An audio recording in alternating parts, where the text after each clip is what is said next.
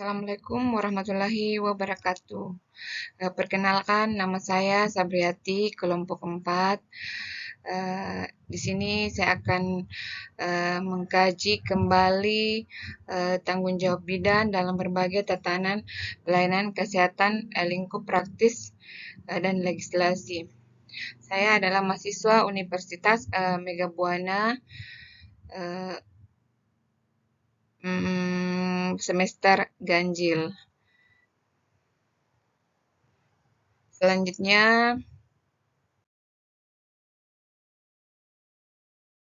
yang saya akan bahas pertama yaitu sistem pelayanan kesehatan.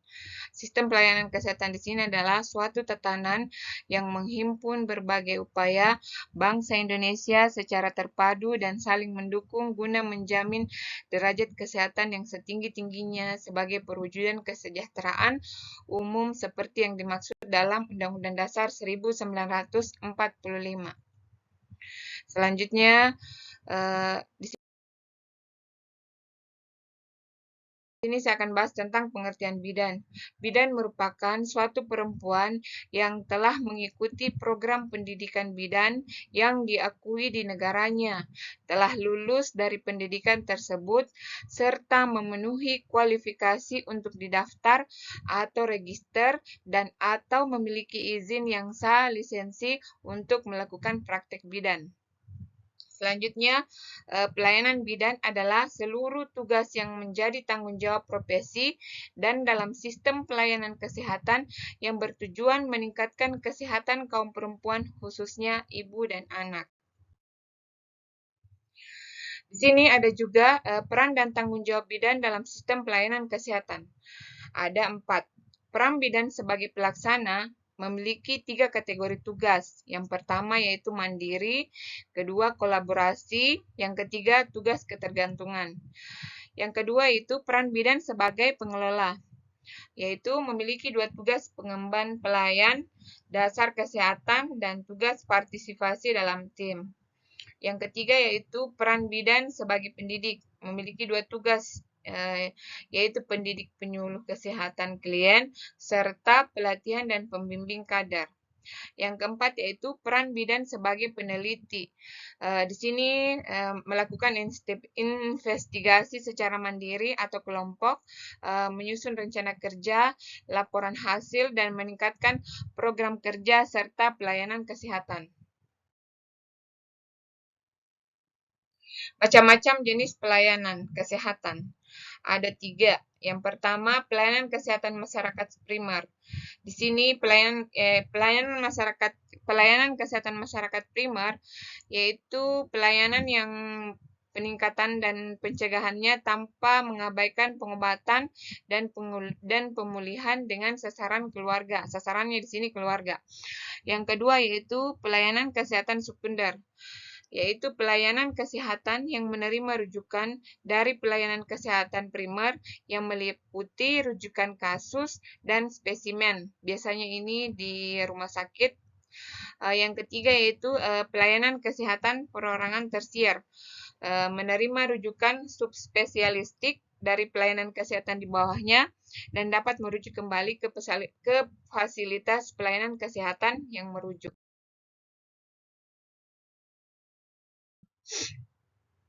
Peran dan fungsi bidan di fasilitas pelayanan dibagi atas 3. Yang pertama yaitu secara mandiri atau primer, misalnya di sini yaitu memberikan asuhan kebidanan kepada pasangan atau usia subur yang membutuhkan pelayanan KB.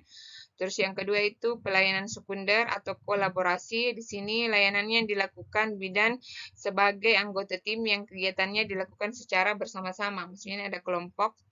Yang ketiga itu tugas pelayanan tersier atau rujukan. Layanan ini dilakukan bidan dalam rangka susunan rujukan ke sistem pelayanan yang lebih tinggi atau sebaliknya.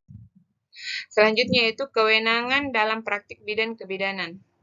Praktik kebidanan yaitu kegiatan pemberian pelayanan yang dilakukan oleh bidan dalam bentuk asuhan kebidanan. Adapun wewenang bidan dalam praktik kebidanan ini diatur oleh Permenkes nomor 28 tahun 2017.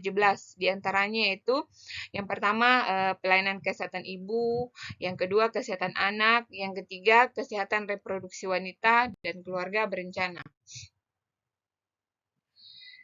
Adapun di sini tanggung jawab bidan dalam sistem pelayanan kesehatan terbagi atas 6, tanggung jawab bidan terhadap peraturan perundang-undangan, yang kedua tanggung jawab terhadap pengembangan kompetensi, yang ketiga tanggung jawab terhadap penyimpangan catatan kebidanan, yang keempat tanggung jawab terhadap keluarga yang dilayani, yang kelima tanggung jawab terhadap profesi, yang keenam tanggung jawab terhadap masyarakat. Berat juga ya tugas bidan. Selanjutnya,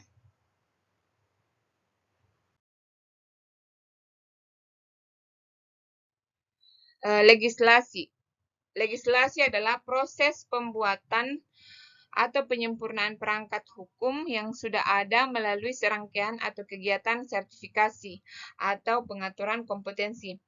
Registrasi atau pengaturan kewenangan dan lisensi atau pengaturan penyelenggara kewenangan. Tujuannya yaitu memberikan perlindungan kepada masyarakat terhadap pelayanan yang diberikan. Bentuk perlindungannya yang dimaksud di sini yaitu yang pertama mempertahankan kualitas pelayanan, yang kedua memberikan kewenangan, yang ketiga menjamin perlindungan hukum, yang keempat meningkatkan profesionalisme. SIP atau surat izin bidan adalah bukti legislasi yang dikeluarkan oleh Depkes yang menyatakan bahwa bidan berhak menjalankan praktik kebidanan. Peran legislasi yaitu menjamin perlindungan pada masyarakat, pengguna jasa, dan profesi sendiri, pemberian pelayanan profesional.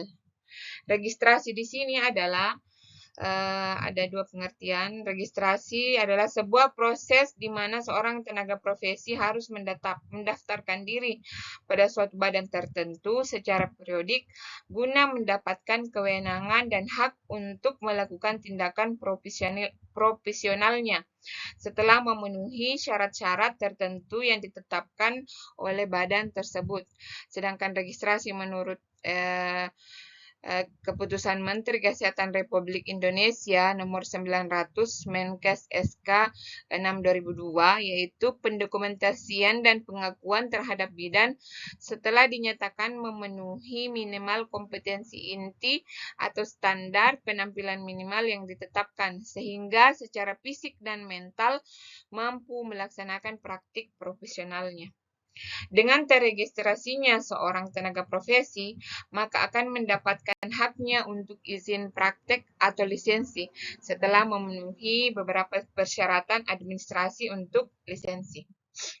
Tujuan melakukan registrasi yaitu yang pertama meningkatkan kemampuan tenaga profesi dalam mengadopsi kemajuan ilmu pengetahuan dan teknologi yang berkembang pesat.